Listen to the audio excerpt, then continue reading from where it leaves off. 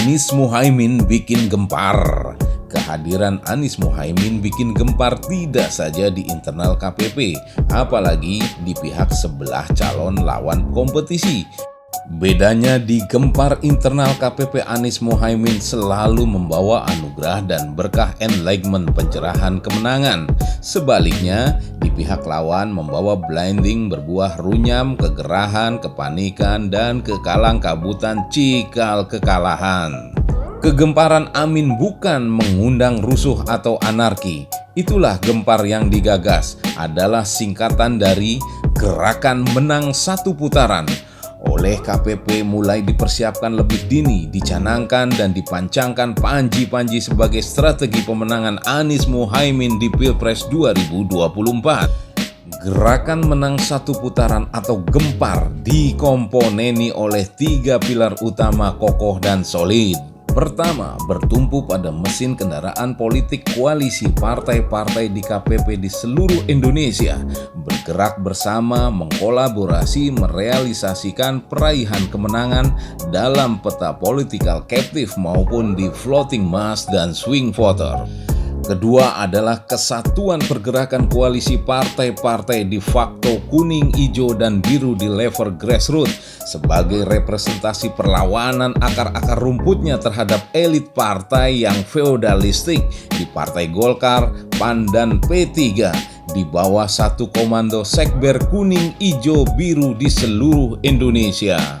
Ketiga, satu komando tegak lurus kepada Anies Muhaimin berhimpun ratusan pasukan-pasukan bahkan bertunas menjadi ribuan organisasi yang berlabel nama Anies, yaitu komunitas sukarelawan politik mandiri Anies di seluruh Indonesia. Bersama KPP, turut pula meraih berpuluh-puluh juta menggayung dukungan lumbung suara dari generasi milenial, Gen Z, angkatan usia produktif, pelajar, mahasiswa, buruh, tani, nelayan, dan kelas pekerja di seluruh desa dan kota di Indonesia. Maka dengan aksi kolaborasi gempar, Gerakan Menang Satu Putaran akan menghasilkan energi daya dorong yang sangat tinggi, membangkitkan semangat optimisme, harapan, dan keyakinan rakyat yang tengah terus-menerus dilemahkan, dihina, dilecehkan, dan ditindas untuk mengentaskannya dari penderitaan kemiskinan dan kebodohan membelitnya begitu kencang. Sengaja dibiarkan dan tidak dipedulikan oleh rejim penguasa salah urus, salah arah, dan salah haluan menakodai pengelolaan pemerintahan dan negara. Sementara prioritas lebih berpihak kepada kepentingan kekuatan suprastruktur dan oligarki korporasi konglomerasi dengan dalih demi kepentingan membangun infrastruktur. Tetapi melakukan pengabaian hati nurani sosial, mengorbankan dan dikorbankan apa-apa yang lebih penting akan kebutuhan-kebutuhan mendasar rakyat yang sesungguhnya masih sangat banyak tertinggal dan terbelakang. Aksi kolaborasi gempar adalah suatu loncatan besar, bak aksi referendum nasional dalam bingkai hukum politik The Bridges of Consensus, menggelorakan teriakan suara aspirasi dalam konsensus kesadaran menyeluruh seluruh rakyat. Bak tonggak-tonggak pusaka warisan luhur Ibu Pertiwi bahwa cita-cita kemenangan Anies Muhaimin merupakan destiny dan nurbuah, ditakdirkan dan ditetapkan oleh campur tangan Tuhan Yang Maha Kuasa, pemilik kekuasaan semesta, mensublimasi persenyawaan nilai Pancasila dan Undang-Undang Dasar 1945. Vox Populi, Vox Dei, suara rakyat, suara Tuhan. Maka Gempar dan Amin hadir dan datang melawan berhadap-hadapan dengan kekuatan raksasa-raksasa besar partai koalisi oligarki yang mencengkram negara.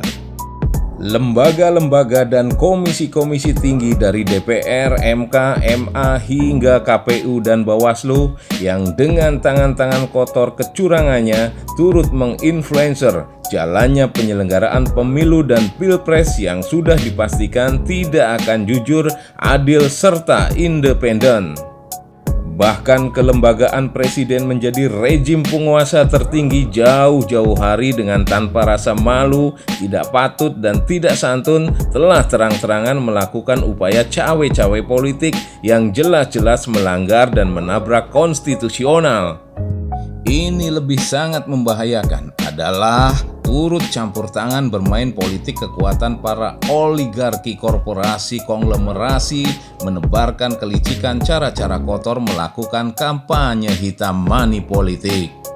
Berkonspirasi dengan rejim penguasa untuk dan demi melindungi kepentingan interested of invested berkelanjutan mega-mega proyek itu seperti proyek IKN, KCBJ, yang baru proyek Eco City Rempang yang menindas masyarakat Melayu, penguasaan SDA di Tambang Trenggalek, Halmahera, Morowali Papua, dan sebagainya telah mengucilkan dan mengkerdilkan kepentingan kedaulatan rakyat. Juga mengguliti segala bentuk kecurangan berkepuraan antara PDIPCS dengan Koalisi Indonesia Maju ex KKIR seolah berbeda pihak saling berlawanan. Padahal tujuannya adalah bentuk koalisi keroyokan yang intinya antara Capres Prabowo Subianto dan Ganjar Pranowo itu bergabung menjadi satu poros untuk menjegal kemenangan Anies Muhaimin. Waspada!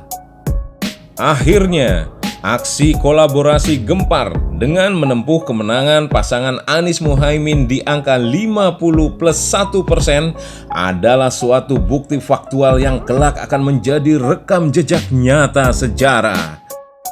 Merefleksikan, mengekspresikan, dan mengimpresikan betapa pikiran, kognisi, dan perasaan imperatif rakyat yang tengah semakin cerdas dan sadar itu menginginkan semata-mata perubahan itu diwujudkan menuju Indonesia berkemajuan dan berkesejahteraan ke depan lebih baik, lebih setara, dan lebih adil.